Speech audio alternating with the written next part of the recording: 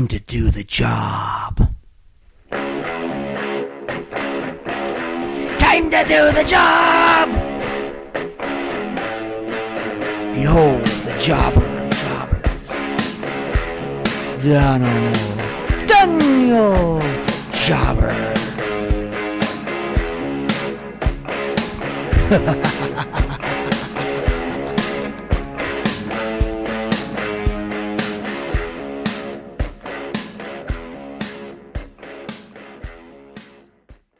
What's up, everybody? This is the Emden area's own D-Job, Daniel Jobber, here with the Jobbing Out with Daniel Jobber, WWE Battlegrounds preview and prediction show. Battleground takes place this Sunday, and it is a SmackDown branded pay-per-view. And this is actually a really difficult, important, just a major pay-per-view to predict. Because typically, being the last pay-per-view before SummerSlam, when you're predicting Battleground, you're almost predicting aspects of the main card for SummerSlam and even beyond, maybe some of the results from SummerSlam, because typically this is the last chance for the WWE to set up the roster on a pay-per-view setting and the matchups for SummerSlam and for the future after SummerSlam's over. So very, very major pay-per-view to predict. And so I'm going to be sometimes drawing on what I expect to see at SummerSlam and beyond in some of the predictions I make as part of my reasoning for why this prediction is going to be the way it is. And of course, the trickiest part will be the tag team division, because both the Raw and SmackDown tag team divisions are such a mess right now.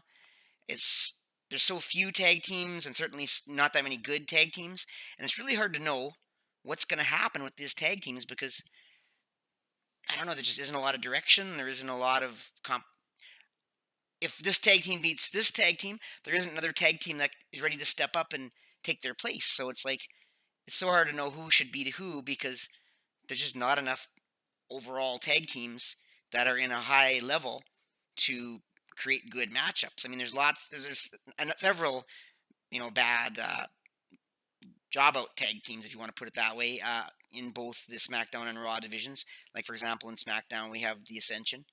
But there just isn't a lot of top-notch tag teams. And they're breaking up tag teams as we speak. And, of course, some of the best tag teams are also on NXT. And they're needed in NXT, so it's unlikely they're going to get called up anytime soon. Probably not till WrestleMania or beyond WrestleMania is how it usually is done.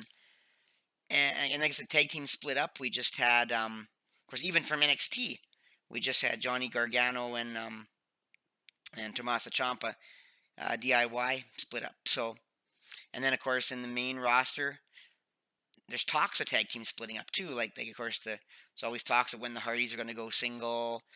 The Hype Bros, are they going to split up and go single because they had a little bit of tension recently? And of course, who did split up? The American Alpha, because now Jason Jordan is Kurt Angle's illegitimate son. Oh, it's true. It's damn true. And Chad Gable is, trying to take it all in and acting like didn't expect it, didn't see it coming. And he's on the SmackDown roster, and of course, Jason Jordan's moved over to the Raw roster to join his old man. So that's a big tag team, and it leaves a big hole in the division. And of course, is anybody else who split up recently that we were kind of relying on? I think there's another one that split up too, but oh yeah, of course they broke up the Vaudevillains and they cut Simon Gotch. So yeah, Aiden English is a singles competitor now. So even one of the jobbing out tag teams is gone. So just the tag team division is really, really difficult to predict. So I'm going to make one solid prediction that I think is the best likely thing to happen. But I'm also going to draw on a few possibilities when I talk about the tag team division, different directions they could go, because it is such an unclear direction with the SmackDown tag team division. And I'm not going to be talking about the Raw division. This is a SmackDown pay-per-view, and I'm going to keep it exclusive to the SmackDown. And all the matches, if I talk about anything at SummerSlam or beyond, is going to be the SmackDown matchups. And I haven't heard any word of any crossover matches between SmackDown and Raw. So we even John Cena, we have to assume, is going to be in a SmackDown match, because even though they call him a free agent, there's no speculation of him taking on a Raw competitor in Battleground. So anyways, enough pre-ground. You want to say that for Battleground? Let's get to the card itself. First off, the kickoff match is supposed to be Ty Dillinger, the Perfect 10-10-10 versus Aiden English, the WWE singer. And well, Aiden English is pretty much just there to look good losing. So yeah, Ty Dillinger, Perfect 10, should get the victory here. I don't see any reason why Aiden English would win unless they want to drag this feud on through SmackDown Live and give Aiden English this victory and then have Ty Dillinger win some more. I guess they could do it that way, but my prediction is Ty Dillinger. I don't see this matchup going much longer term, especially, I'm sure, hopefully they'll find some kind of a multi-man match or something for Ty Dillinger to get involved in at SummerSlam, so he has something to do during the card. Fortunately, the SummerSlam does suffer because it doesn't have a Andre the Giant Battle Royal or anything like that, so I expect they couldn't come up with some kind of a Battle Royal to spice it up and to get some of the guys into the roster, or from the roster into it. But anyways, I'm going to pick Ty Dillinger. And then the main card, the first tag team match is, and this one is, I think it's speculated, but it seems to make sense. I think it's going to happen. The Fashion Police are going to go to the ring and meet the people who destroyed their studio. And last time they did this, they met the Ascension, beat the Ascension, but the Ascension says we had nothing to do with your studio. So it's like there was a misleading information, and the team that was supposed to go there that destroyed the studio didn't come. So that was kind of a swerve there. My thoughts are that it was the Colognes that were supposed to be this position, but yeah, there's another tag team. The Colognes are recently, at least in all the reports I've heard, the Colognes asked for their release and are no longer part of the WWE. If they are, they're no longer wanting to be active competitors until they're released. The Epico and Primo, formerly known as the Shining Stars, formerly known as Los Matadores, they are no longer in the WWE. And my thought is maybe they might have been the ones who were supposed to have initially destroyed the studio because they're heels and it makes sense. But now they're gone, and there's no more heel tag teams that, besides the Ascension, that could fill this role in the SmackDown roster. So it's like, who? So I'm picking the Hype Bros to be this team. I don't know why the Hype Bros would do this. I mean, they're supposed to be baby faces, although of course they had that tension where Mojo Rawley sort of attacked Zack Ryder.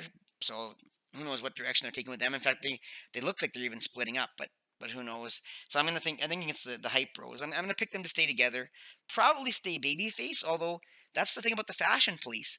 A lot of people like them. They're kind of entertaining. Are they baby faces or are they heels? Taking on the Ascension, of course, they were baby faces, but what's going to happen if they take on the Hype Bros, who are supposed to be baby faces as well? Are they going to play the heel role, or the Hype Bros going to start acting heelish? I don't know. I think the Hype Bros should probably play baby faces because they are still quite a fan favorite. Zack Ryder generally doesn't get a lot of boos. He's generally quite cheered for.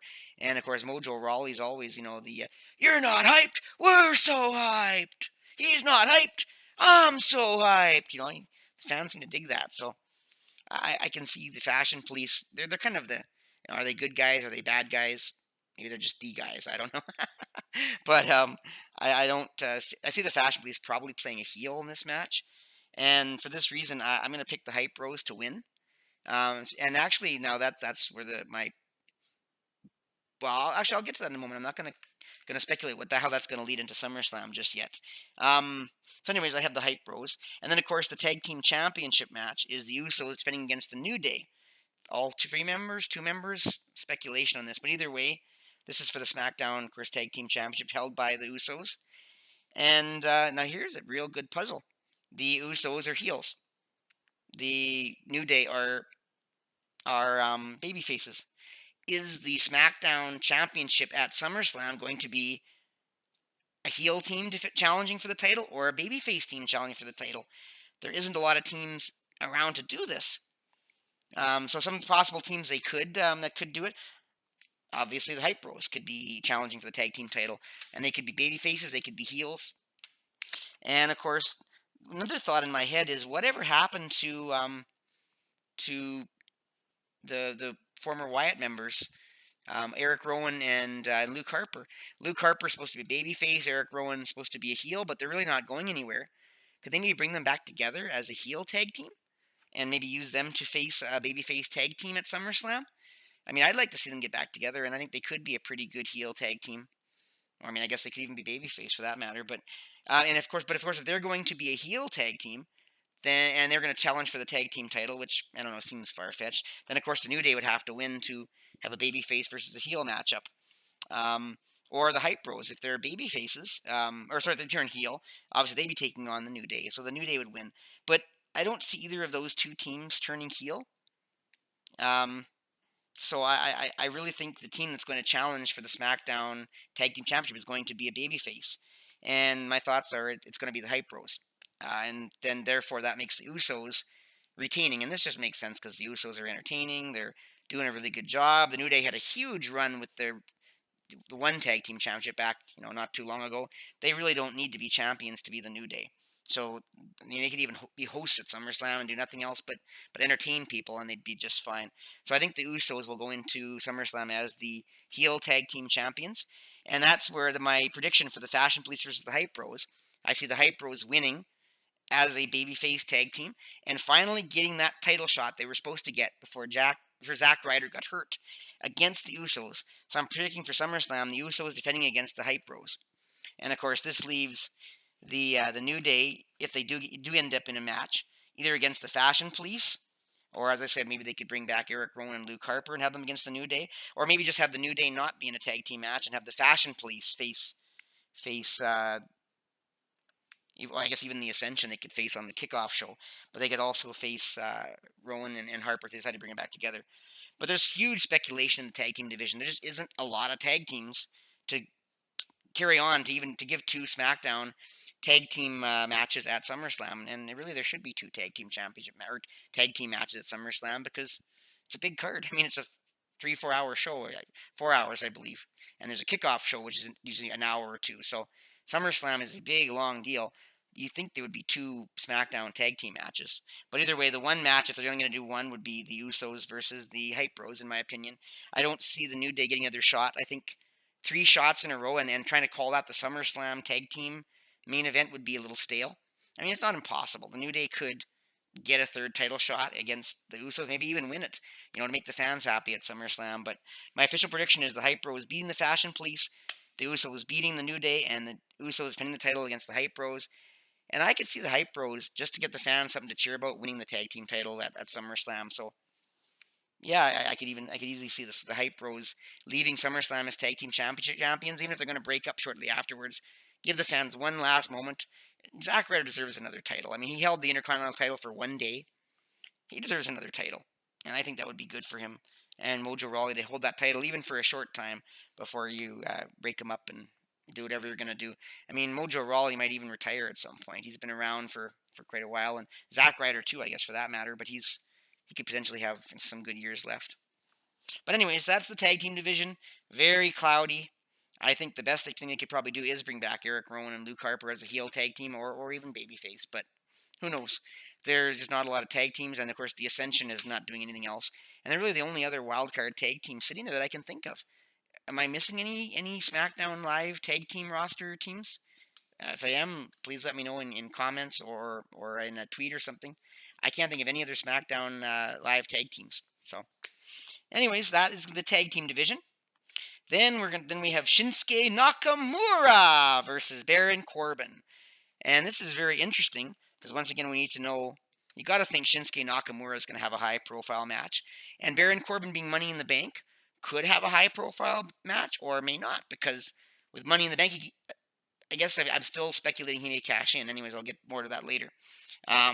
So in this match, because Baron Corbin has so many things he could do and so many people he could face, especially if he's going to cash in very soon after, I have Shinsuke Nakamura beating him, but a DQ finish. I don't think they want to have a clean finish against Baron Corbin and further weaken their Money in the Bank holder. I think they want to start building him up.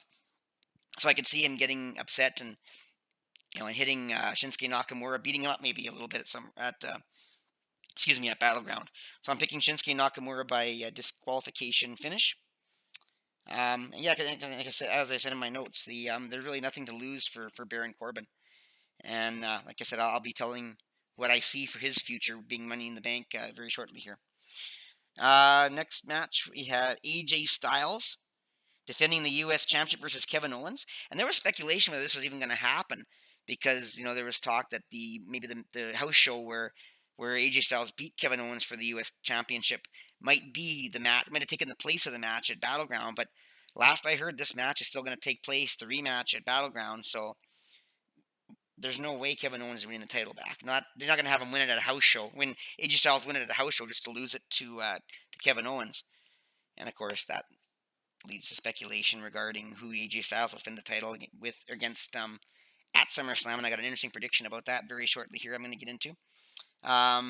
John Cena versus Rusev in the flag match. John Cena is in all probability is going to go on to face Jinder Mahal at SummerSlam. So John Cena's got to win this match, and for the good old US of A, win the flag match against Rusev. And of course, more on that in a minute too. And of course, then we have Natalya Neidhart versus Charlotte, Lana, Becky Lynch, and Tamina, the 5-way women match for the women's #1 contender, or for the SmackDown Women's Championship, to face Naomi at SummerSlam. And obviously the winner of this has to be the one who's going to face Naomi. So I'm going to leave my prediction on this match till the end because that's a whole topic in itself leading into SummerSlam. So just quickly, of course, the big match, Jinder Mahal defending the WWE Championship against Randy Orton in a Punjabi prison match. Well, if Jinder Mahal is going to face John Cena, which I think is the most likely matchup, America versus India, Jinder Mahal's got to win this match. So, and because it's Punjabi prison, you got to think that he's going to use the Punjabi prison in some way to his advantage to retain the title. So whether he wins or he gets a DQ finish, I guess there is no DQ finish. So Jinder Mahal has to find a way to escape the Punjabi prison. So I see Jinder Mahal finding some way to use the prison to his advantage and escape the Punjabi prison to retain the WWE Championship. And of course, the reason is that he's going to face John Cena in a U.S. versus India match of some sort at SummerSlam. And now the speculation, of course, now is Baron Corbin going to cash in right at SummerSlam? I mean, obviously we'd have to predict John Cena is going to beat Jinder Mahal in the end because, I mean, Jinder Mahal is probably time to drop the title. I mean, if he carries it past SummerSlam, who knows? But one would have to speculate that John Cena, I mean, that would be a great time for him to win his record-beating championship to pass Ric Flair. And he could hold it for a short time because we have, of course, Baron Corbin in the wings waiting to cash in. But if that were to happen, would Baron Corbin cash in that night? Would he cash in SmackDown Live the next 2 nights later? Or would he wait till the next pay-per-view for SmackDown to cash in? And there's huge speculation on that. Should they give John Cena a day or a moment to enjoy the record? Should they give him a day so that they can have a celebration on SmackDown Live, maybe, and then have Baron Corbin come in and cash in? Or should they give him a month to be champion and actually have one title defense under his belt before Baron Corbin cashes in? And I mean, really, any of those three are fine. I could easily see him cashing in at SummerSlam, but that giving John Cena only a 30-second celebration for the 18th title championship win, I don't think that's going to happen. I think it's going to be the next SmackDown Live that Jinder Mahal's going to, or I keep saying Jinder Mahal, that Baron Corbin's going to cash in. So I see John Cena winning the title at SummerSlam and retaining till the next SmackDown Live. And of course, some other interesting matchups because of these predictions. Kevin Owens, I have him going on to face Shinsuke Nakamura. Why not? That's a high-profile match for both of them. Oh, pardon me, sorry, Randy Orton. Because Randy Orton, after not winning the title at Battleground, is going to need something to do. So why not him versus Kevin Owens? Randy Orton's kind of a pretty good babyface when he needs to be, and Kevin Owens is that vicious heel that's down on his luck. Why not have them face each other? Shinsuke Nakamura actually have facing Rusev, because Rusev will just come off a match with losing to the flag match to John Cena. Why not have a Bulgaria versus Japan match? I think that would be kind of cool, and that would be a great way for Shinsuke Nakamura to get a huge win at SummerSlam, make the fans happy, and Rusev can continue to do the job as a Russian brute or Bulgarian brute who doesn't win big profile matches all that often. And this leaves my very interesting prediction. Now, of course, I mentioned AJ Styles winning the U.S. Championship.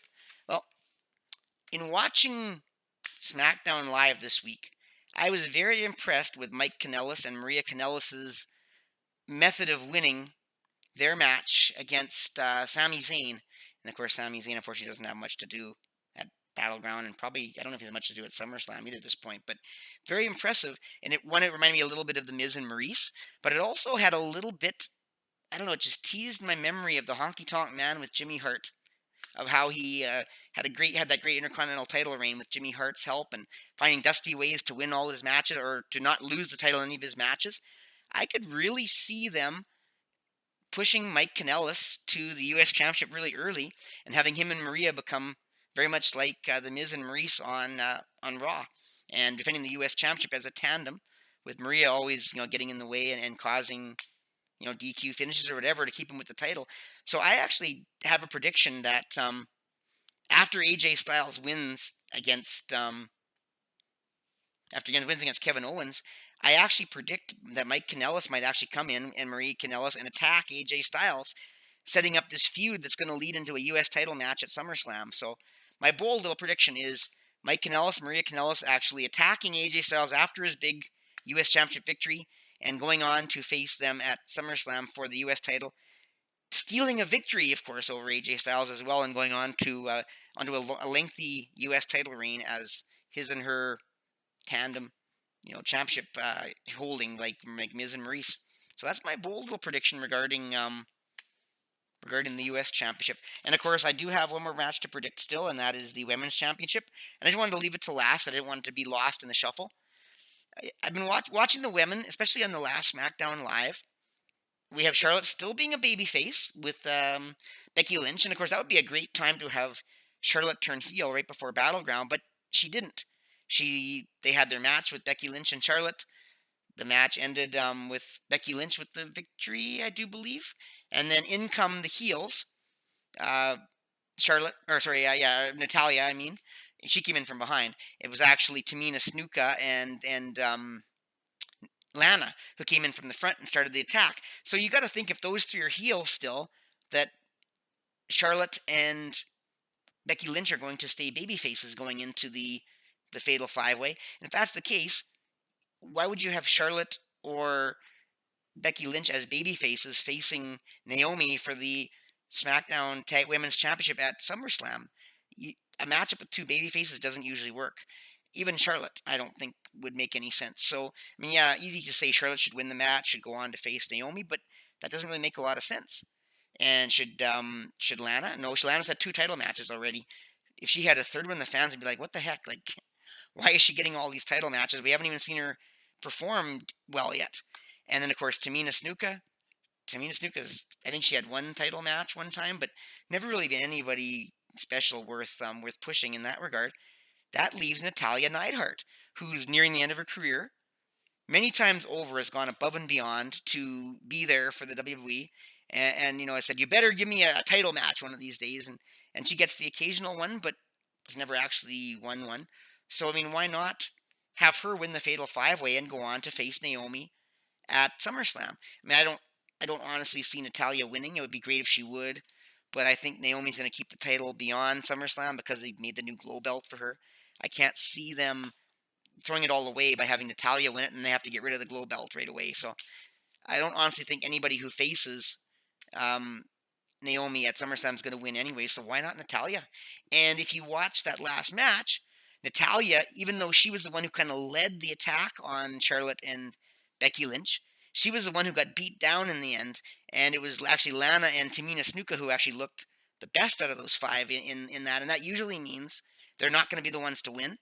And so it'd either be Becky Lynch, Charlotte, or Natalya. And as I mentioned, being Becky Lynch and Charlotte as baby faces, that leaves Natalya to win the Fatal 5-Way and go on to face Naomi. So that is my official prediction for that match, is Natalya winning the Fatal 5-Way, and she will be the SmackDown Live challenger facing Naomi for the SmackDown Live Women's Championship. So anyways, just to recap my predictions, because that's kind of a mishmash there. I have Ty Dillinger over Aiden English in the kickoff match. I have the Fashion Police losing to the Hype Bros. The Hype Bros over the Fashion Police. I have the Usos successfully defending the Tag Team Championship versus the New Day. I have Shinsuke Nakamura beating Baron Corbin with a DQ finish. Baron Corbin getting upset and attacking Shinsuke Nakamura, getting disqualified.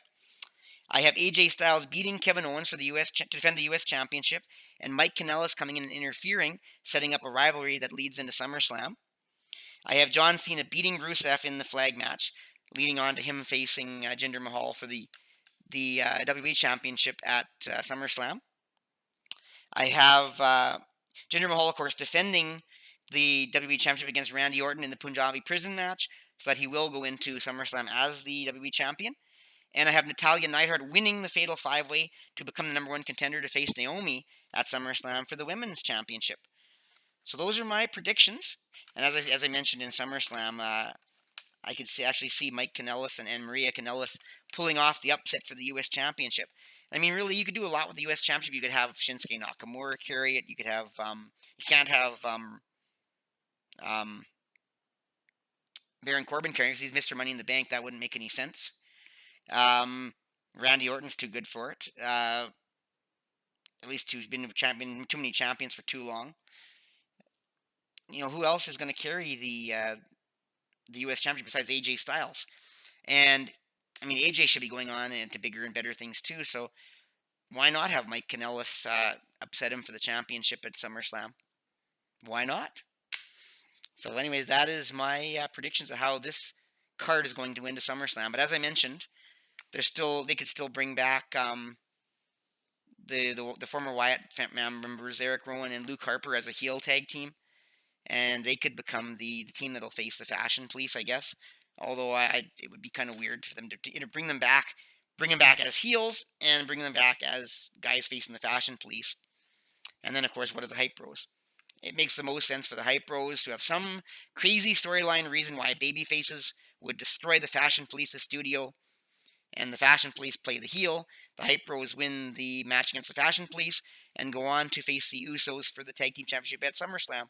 So, hope it all makes sense. I hope you got that all. There's a lot of crazy predictions in that, but I know Battleground is a huge influential pay-per-view, setting up the SummerSlam and beyond pay-per-views. So you got to expect this card is going to be crazy and exciting. I don't see any title changes, as you mentioned. I didn't predict any title changes at at Battleground, just like I predicted at Great Balls of Fire, and there wasn't any title changes then too. Predicting that again with Battleground. Just a bunch of huge victories, setting up new rivalries leading into SummerSlam.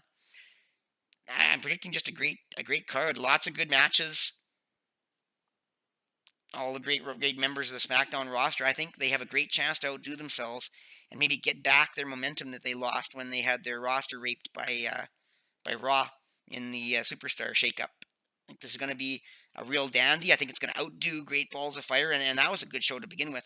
This could really be an A show, even without a title change, if they play their cards right on this one. So, hope you're as excited about Battleground as I am. Looking forward to one on Sunday. I haven't watched anyone else's predictions yet, so I hope I'm anxious to see predictions of Aaron Rift and the No DQ boys. I want to see what my boy Deluxe Man's predictions are, and see how they compare. I'm excited to see what they think, if they have any ideas similar to mine, and just see if any of my predictions, as crazy as they are, come true, because I think there's some really good direction there that the WWE could use to really create some excitement going into SummerSlam. So, what can you say? Battleground, man. One of the best Battlegrounds in years, in my opinion. So anyways, I'm going to leave it at that. That's my preview and prediction show. Thank you for watching the Jobbing Out with Daniel Jobber WWE Battleground preview and prediction show. Once again, this is the Edmonton area's D-Job, Daniel Jobber. And this cast is brought to you on my YouTube channel, as well as on the Edmonton Sports Podcast Network in podcast form. Of course, on my YouTube channel, Daniel Jobber is in video form. If you're watching in video form, that's probably where it is. And I hope you'll follow me on Twitter at Daniel Jobber, capital D, capital J. On Instagram, Daniel Jobber, all lowercase. I'm always fun on Instagram. Of course, my YouTube videos are always on Daniel Jobber, capital D, capital J, if they're generally wrestling related these days. And of course, if you really want to drop me an email, danieldanieljobber@gmail.com is perfectly fine. Hope you check out my website, danieldanieljobber.ca, where you can catch videos like this, all my fun stuff, my cruiserweight coverage, including my cruiserweight power rankings, and a chance to buy great Edmonton SPN merchandise, including the Danimal Daniel Jobber Champion merchandise, like this great T-shirt. Of course, you can also go to whatamaneuver.net, who are the ones who sell the merchandise directly, and look up Edmonton SPN. But on my website, danimaljobber.ca, there's a link to buy this great merchandise. And I hope, of course, I have a soft spot for you to choose my personal Danimal Jobber Champion merchandise. But of course, if you love the Edmonton SPN, buy their merchandise too, because they kind of keep me going here. And I hope you'll follow the Edmonton SPN at Edmonton SPN, capital E, capital S, capital P, capital N on Twitter. And on Instagram, follow Mike the Ref, who's the head of Edmonton SPN, under Mike EDM, all lowercase letters, Instagram. And of course, you can check out the Edmonton Sports Podcast Network, Edmonton SPN, on YouTube, iTunes, Google Play Music, and the amazing, awesome, incredible cellular app Podbean. And of course, when you realize how great we are and you love us, and you're going to fall in love with us, man, we're the best. I hope you will buy the merchandise, like I said, at whatamaneuver.net or on danimaljobber.ca. Follow the link to the merchandise. We have hoodies. We have T-shirts in various sizes and colors. We have shirts that are specially designed for women and children. And we even have baby onesies, start your kids off right, as little jobbers or little fans of the Edmonton Sports Podcast Network. And if you like the entertainment we bring to the Edmonton area, hope you'll give us likes, subscriptions, whatever, depending on how you're enjoying our content. But let us know you love it and you want to see more. Leave me comments on my discuss account options on my website. If you go to the danimaljobber.ca, just let us know, man, because to enjoy our great content in silence, man, that ain't right. And of course, hope whenever you check out our content, you'll always watch it from beginning to end, because that's how the YouTube model works now. If you watch the content from beginning to end, you actually help the wrestling industry shows get more of a following and get more recognition from YouTube as being top-notch entertainment. That's how the module works. So, but anyways, I hope you'll enjoy Battleground this weekend. Hope you'll check out my WWE Cruiserweight report, which comes out in a couple of days, and just everything the Edmonton Sports Podcast Network puts out. And just hope you have a wonderful weekend, and just I'll wish you all the best. Jobber out.